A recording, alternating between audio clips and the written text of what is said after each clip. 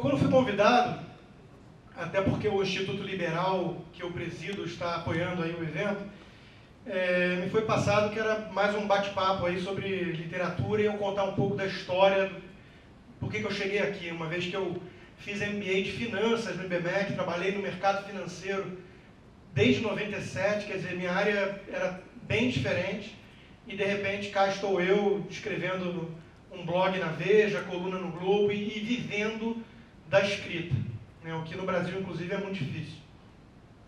E abandonei praticamente de vez o mercado financeiro. Então eu vou contar um pouquinho só dessa história e depois abrir mais para perguntas para a gente poder bater um papo informal mesmo. E é curioso porque eu sou aficionado por livros, eu realmente amo livros, não consigo imaginar minha vida sem eles, e leio uma média de 6 livros por mês mais ou menos, e se pudesse lia mais. Mas nem sempre foi assim, e eu olho até com certa pena por não ter sido mordido por essa mosca antes, né? E aí já começa um pouquinho a história, então, nisso. Eu estudei minha vida inteira no Santo Agostinho e eu brinco que é uma ótima escola, me preparou para a vida, me preparou para ralação, para competição no mercado, tudo isso. Tem uma filosofia de ensino muito rigorosa e muito objetiva, né? Mas ela conseguiu me afastar do prazer da leitura por muito tempo. Porque, realmente, eu acho que você pegar uma criança de 12 anos de idade colocá-la para ler Senhora, do José de Alencar, ou então Curtiço, de Aloysio de Azevedo, e depois cobrar perguntas de decoreba numa prova de português, é realmente a coisa que mais afasta pessoas do prazer da leitura. Inclusive, eu li recentemente um livro interessante, instigante, que não endosso totalmente a conclusão, daquele professor de filosofia em Harvard, bem popular, que é o Michael Sandel, aquilo que o dinheiro não pode comprar, né? E é uma sequência já do Justiça, que é outro livro muito bom dele, e um dos temas do que o dinheiro não deveria poder comprar, né, na cabeça dele é justamente isso, o hábito da leitura. Ele cita um exemplo de escolas que estão pagando para as crianças $2 por livro, e aí tem alguns resultados questionáveis. O hábito em si da leitura pode ter aumentado um pouco, mas até que ponto o relacionamento da criança com o livro deveria começar dessa forma tão mercadológica, né, e monetária, onde você lê um livro a mais para ganhar $2 e talvez realmente já comece aí de forma errada. Então eu brinco que o Santo Agostinho foi muito bom para muitas coisas na minha vida, mas nesse quesito em particular ele conseguiu me afastar e fazer com que eu detestasse no início a leitura, né? Eu depois comecei a ler aquela série toda, Vagalume, né, que até hoje eu andei comprando, foi reeditada, eu andei comprando para minha filha, e lembrei com nostalgia, né, o Cadáver Ouve Rádio, A Ilha do Tesouro, umas coisas que marcou a minha adolescência, e depois Agatha Christie, fui lendo umas coisas assim, né? Mas não abracei com vontade o hábito da leitura e esse prazer que bateu em mim de forma um pouco tardia. Talvez eu esteja correndo atrás do prejuízo, por isso a voracidade com a qual eu tento ler. Mas o fato é que o brasileiro lê pouco, né? O brasileiro ele não tem muito hábito da leitura, e na própria faculdade de economia que eu fiz depois na PUC, também, uma vez mais, eram leituras, às vezes, muitas vezes maçantes, e a própria economia hoje virou sinônimo de gráficos e tabelas e muita coisa, às vezes, chata de econometria, e novamente, eu fui redescobrir o prazer da leitura ligado à própria área de economia, já no trabalho, quando meu ex-chefe me recomendou umas leituras aí meio heterodoxas da escola austríaca, por exemplo, Hayek e Ludwig von Mises, que eu sequer tinha ouvido falar na Faculdade de Economia da PUC. E o Mises, por exemplo, tem um livro de mais de 1000 páginas chamado Ação Humana, que não tem uma tabela, que não tem um gráfico, uma fórmula. É um livro de lógica, de teoria e fascinante, né? Versa sobre várias áreas diferentes e é realmente uma coisa que você parece que foi apresentado pela primeira vez, assim, é uma forma diferente de ver a economia.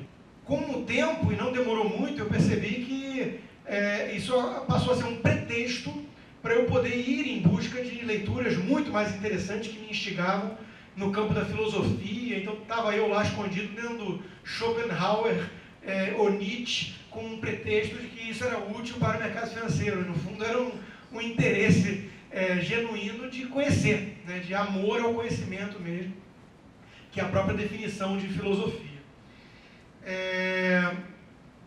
Eu não sei até que ponto isso foi uma escolha. Eu acredito muito no livre-arbítrio, no poder de escolha dos indivíduos, mas tem uma frase de um craque em aforismos, que é o Karl Kraus, contemporâneo de Freud, austríaco, e essa frase é muito interessante, que é o seguinte: um agitador toma a palavra, o artista é tomado por ela. Eu não quero ter a pretensão de me colocar como um artista, acho que depois de mim vem aí uma pessoa muito mais ligada à área artística, que é a Glória Pérez, do que eu, que não tenho nenhum livro, por exemplo, de literatura propriamente dito. Tem até um romancezinho escrito já e não publicado, que me remete um pouco a essa frase, porque a história desse livrinho que eu escrevi foi o seguinte: eu fui tomado, de fato, pelo desejo de escrever esse negócio. A história veio na minha cabeça e eu passei um final de semana inteiro numa casa em Angra dos Reis com a minha esposa, só estava eu e ela, e graças a Deus ela também tem esse hábito da leitura enraizado nela,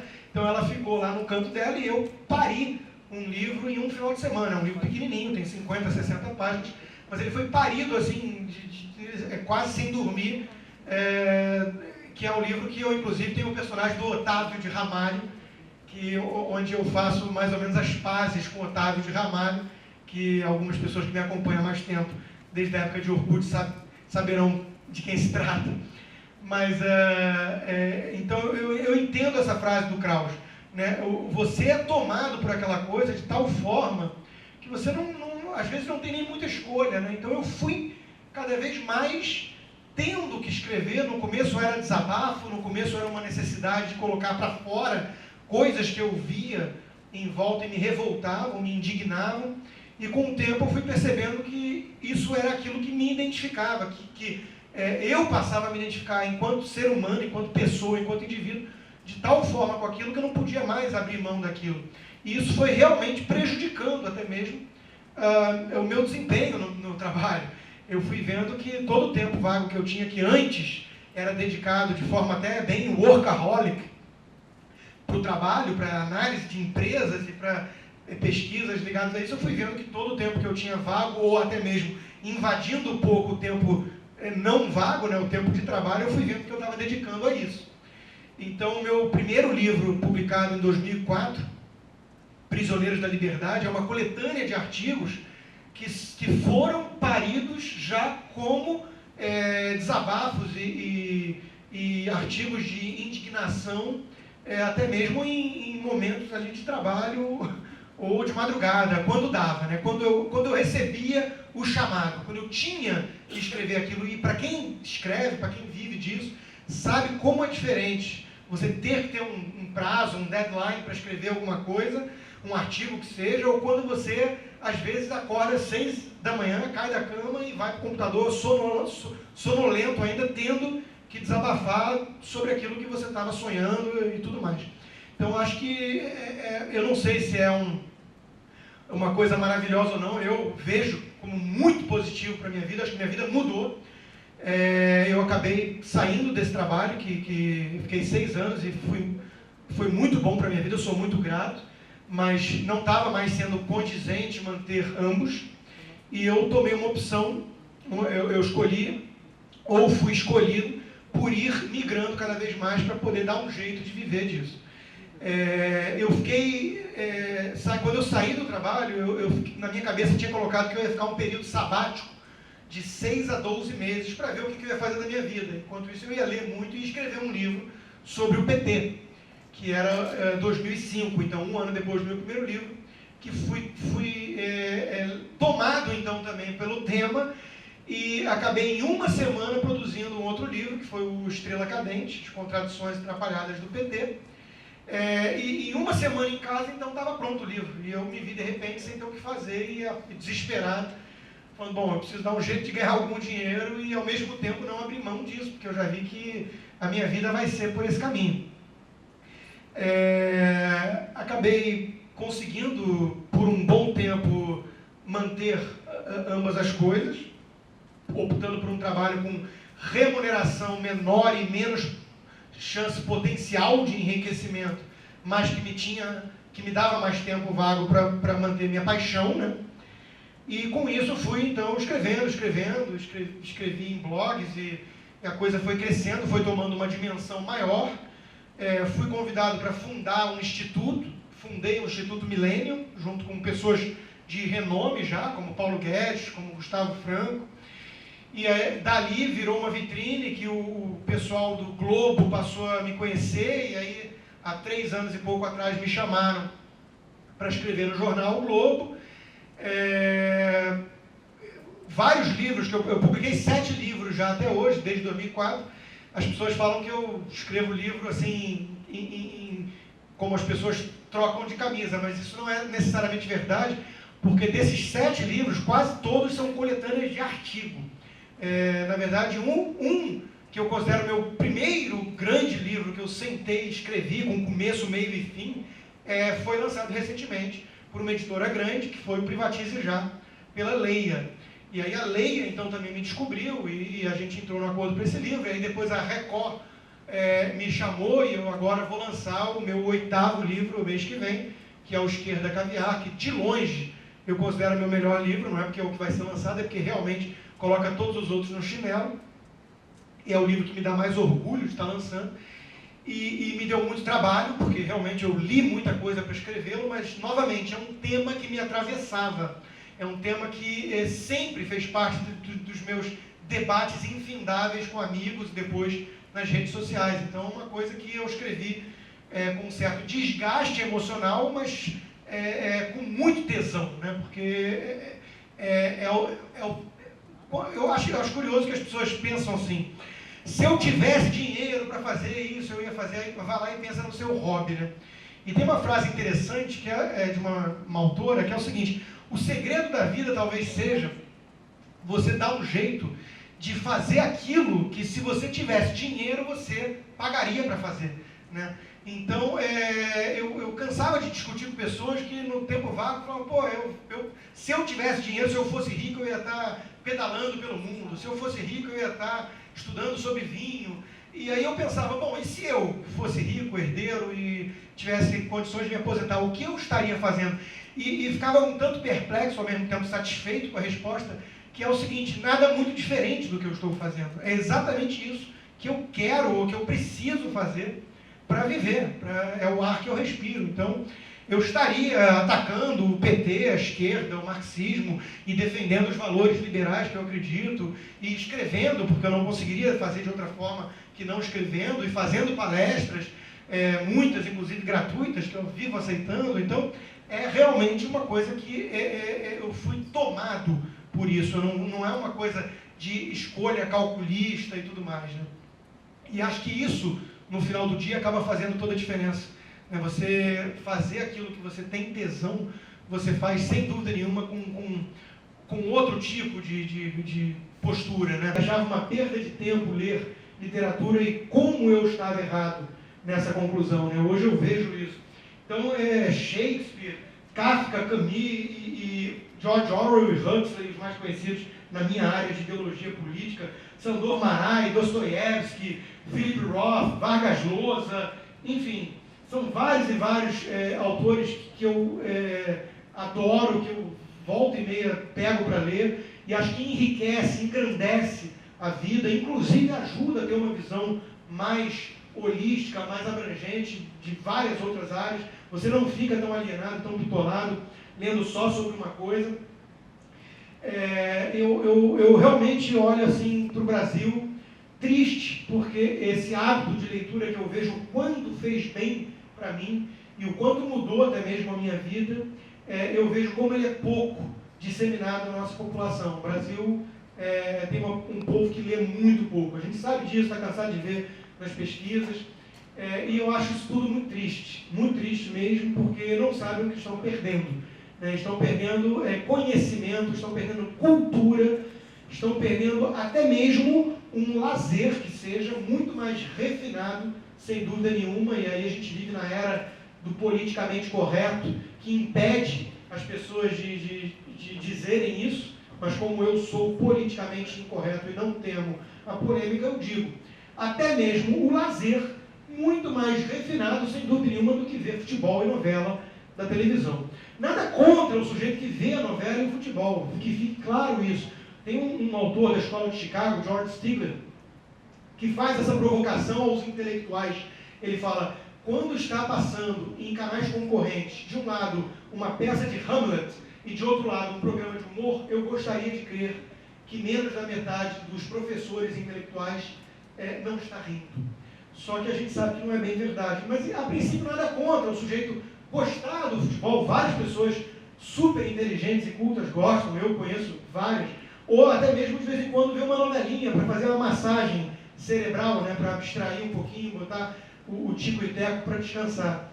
Mas que não seja só isso, que não seja essa a prioridade, que não seja essa a grande motivação da vida das pessoas, porque, sem dúvida nenhuma, é muito raso, é muito superficial alguém que vive só com base nesses interesses. É uma pena, para mim, as pessoas que não descobriram a importância e o prazer da leitura. Em relação ao hábito da leitura, começar na família, eu acho sem dúvida nenhuma que isso faz toda a diferença do mundo. Aliás, já é uma certa refutação da ideia igualitária dos socialistas. Você já larga com diferenças por conta da educação de casa. Né? Eu só faria uma ressalva que, às vezes, o tiro sai pela culatra. Como eu disse, eu leio bastante, e a minha esposa também. Eu tenho uma filha única. A filha única entende que a leitura passa a ser uma espécie de inimigo dela, porque os livros passam a ser inimigos, porque tomam os pais dela de tal forma que ela fica um pouco com raiva. Eu espero que o tiro não saia pela culatra nesse caso. Ela, por enquanto, vai fazer 12 anos, ela tem uma certa implicância com os livros por conta disso. Mas acho que, no fundo, fica claro para ela que deve ser uma coisa gostosa e boa, porque os dois pais, o pai e a mãe, são fissurados. Em relação ao lixo comercial, vamos lá. Eu sinto um pouquinho assim eu vou usar a palavra pesada, mas um pouquinho de ranço anti-americano na colocação, até porque você citou especificamente a literatura norte-americana. Não é apenas a norte-americana. Aquela saga do Millennium, né, foi europeia. Então, por aí vai. Você tem lixo comercial feito para vender, você vai ter sempre. E eu, a princípio, não vejo nada de errado nisso, porque existem focos diferentes. Né? Você, às vezes, até mesmo uma pessoa que lê filosofia, parruda e tudo mais, vai querer, de vez em quando, ver um jogo de futebol, como eu disse. Então, ela, de vez em quando, vai pegar um Dan Brown para ler. Não tem problema. Eu li 2 ou 3 livros do Dan Brown.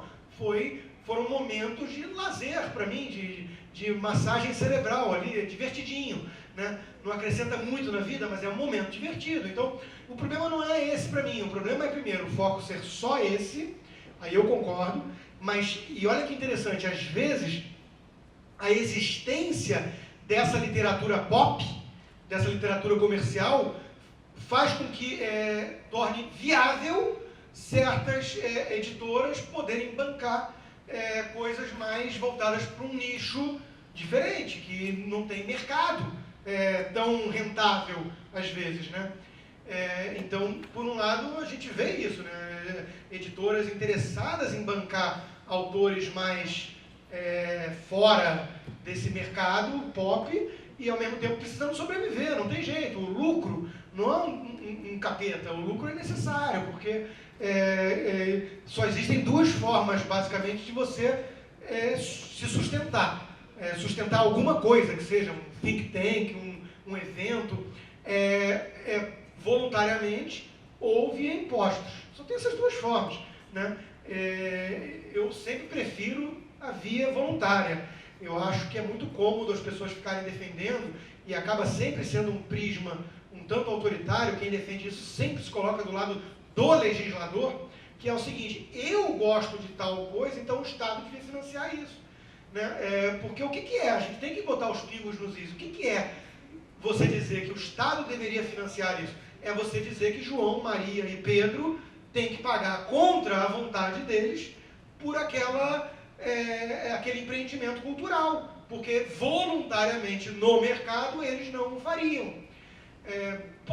Você pode argumentar que se não fosse assim, talvez não tivesse teatros municipais, óperas e música clássica no mundo. Há controvérsias, eu acho que há condições de sustentar e financiar isso voluntariamente, acho que tem, e talvez se não tiver, é sinal de que o mundo voluntariamente não quer saber disso. Eu fico muito triste se essa for a conclusão, se as pessoas escolherem viver num mundo onde cultura passa a ser sinônimo de qualquer lixo pop, o que aliás é um sintoma da doença da era moderna, né? Aí que está o problema. Para mim o problema não é vender essas porcarias, é livre mercado. O problema é que passaram a confundir isso com literatura e arte, né? Quando tudo é arte, nada é arte. Isso é óbvio para mim. O último livro do Vargas Llosa é exatamente sobre isso, né? O penúltimo, que ele já lançou um romance novo, é sobre a civilização do espetáculo. E ele vem argumentando justamente como tudo passou a virar espetáculo, tudo passou a virar mercadológico. E isso é muito ruim. Isso é muito ruim para mim. Mas não o mercado em si, e sim a deturpação que tem feito da arte, da literatura. Quando o sujeito coloca um tubarão num formol e diz que aquilo é uma obra de arte e vende por 12 milhões de dólares, né, isso me deixa um pouco perplexo. Né? Então, agora, eu não vou querer obrigar as pessoas a financiarem de forma compulsória aquilo que eu considero melhor. Né? Seria, na minha concepção, arrogante. E mais do que isso, a gente tem que lembrar sempre que quando a gente cria um instrumento, quando cria um mecanismo, nem sempre quem vai estar lá com a caneta poderosa tomando decisões vai ser quem pensa como a gente. Eu dou um exemplo. O Ministério Cultural no Brasil hoje, que para mim devia ser abolido, ele financia o quê? Viagem da funkeira, dá de quebra-barraco para a Alemanha, dá dinheiro para baile funk, tudo em nome da cultura. Agora mesmo teve uma polêmica que a ministra Marta Suplicy se envolveu de financiar um desfile de moda em Paris. Isso é cultura? Botar roupa? Quer dizer, quem está lá com poder pegou esse instrumento teoricamente nobre, bem intencionado, e desvirtuou, né? Passou a financiar com nossos impostos coisas execráveis em nome da cultura. Então isso não me agrada. Eu acho que tem que ter demanda voluntária para as coisas. E vai haver demanda de nicho. Claro que nunca Kafka, que você citou e que eu particularmente também adoro, claro que Kafka nunca vai ser pop. Kafka nunca vai competir, Dostoiévski nunca vai competir com Dan Brown. Isso é meio óbvio para mim. Mas o povo, quando podia escolher, já lá em Roma, ia para Coliseu. Então, essa visão é um pouco elitista e arrogante. A gente quer que as massas em si queiram, desejem e gostem das coisas que não vão ser para todos. E aí parece preconceito, arrogância falar isso, mas para mim é só uma constatação realista. Né? A imensa maioria do povo não vai trocar o futebol e a novela, com todo respeito, agora chegou o autor aqui, mas não vai trocar, e tem novelas inteligentíssimas, com drama e tramas inteligentes, mas, via de regra, é feita para um público mais médio. E que seja assim, é legítimo, mas esse público médio, a média não vai trocar esse entretenimento pop por coisa densa, pesada, e Dostoiévski sempre vai ser mais nicho. Né? E para mim me parece um grande equívoco, muito comum na elite francesa, que é a anti-americana, via de regra, que compara a sua elite em Paris com a classe média americana. Os Estados Unidos é um país de classe média. É óbvio que nos Estados Unidos a média vai gostar de coisas vistas como medíocres, que é a definição do termo, ou não nobres. Mas os Estados Unidos também é um país com milhões de entradas em museu, em ópera, em outras coisas. Então vão ter os nichos. Agora, nunca vai ser o mainstream. O mainstream ele é pop, ele é médio, ou seja, medíocre. Inclusive, assim, quando a gente já está na escola, tem aquela hora da aula de arte. O que é aula de arte? Ah, não é nada. É um tempo que você fica ali e você não, é tão distorcido produção de arte. Já nos Estados Unidos, não. Você tem um estímulo ao consumo e à produção de arte dentro das escolas. Sim. Isso diferencia muito. As escolas bilíngues no Brasil também têm, é chocante a diferença. Tenho vários amigos, até familiares, que estudam, escola suíça. Escola de iniciação científica também. Agora, para mim, a frase importante para concluir isso é a que eu citei aqui, que o Ferreira Goulart tem usado muito nas colunas da Folha dele, na Ilustrada. Se tudo é arte, nada é arte. Isso para mim é muito claro. E a gente vive numa era que esses conceitos estão elásticos demais para o meu gosto. Por aquela coisa que eu falei lá atrás. Ditadura velada do politicamente correto. É preconceituoso, é elitista você dizer que lixo é lixo. Né? Então as pessoas, a elite culpada, tema do meu Esquerda Caviar, a elite culpada vai lá e enaltece qualquer porcaria, e inclusive glamorizando a miséria, glamorizando coisas que não deveriam ser glamorizadas na minha concepção. Constantino, você me parece ser uma pessoa bastante ética, imparcial e não elitista. Por que escrever justo para a revista Veja? Olha, eu escrevo para o Globo também, e para o jornal o Globo e para o blog da Veja. Eu, antes de ser chamado e convidado para escrever no blog da Veja, a Veja era de longe o instrumento, o veículo de mídia no Brasil que eu mais respeitava e admirava.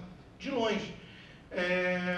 E olha que eu considero a Veja, é curioso para a gente ver o atraso do Brasil, aquela resposta que eu dei lá atrás. A Veja no Brasil é vista como extrema-direita, essa coisa, né, golpista. A Veja é uma revista, para mim, de centro, talvez até centro-esquerda. Né? Tem vários pensadores lá, Caio Blinder, vários colegas virtuais meus lá que não tem nada a ver com direita, né? Nem eu sei se eu gosto muito desse termo, mas a Veja é um dos instrumentos que eu mais respeito e respeitava já, e dizia isso publicamente antes, e o Roberto Tivita, que faleceu há pouco tempo, para mim é um herói nacional. Eu dizia isso abertamente antes, então não vai parecer puxa-saquismo.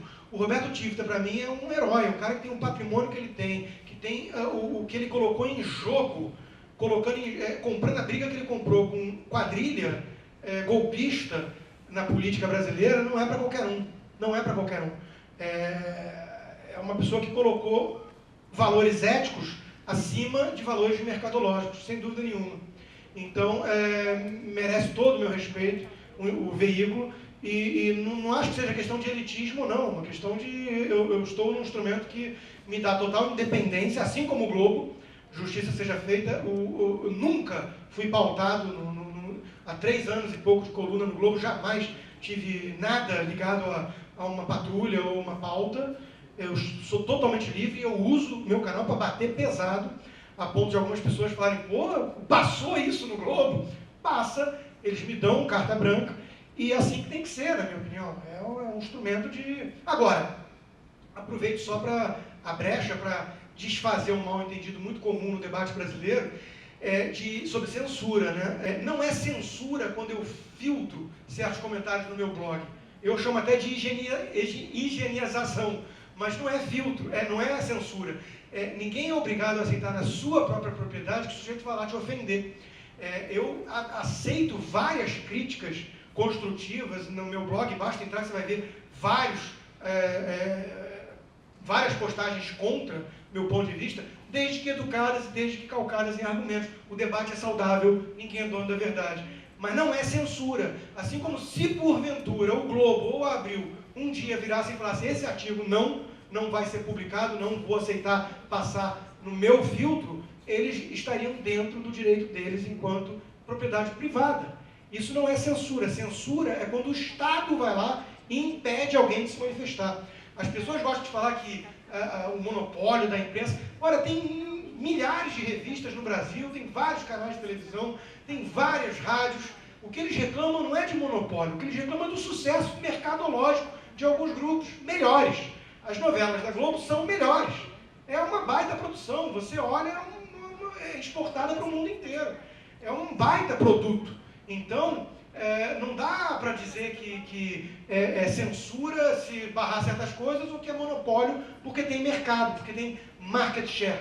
Quando o market share é fruto do próprio sucesso e eficiência no mercado, isso é legítimo.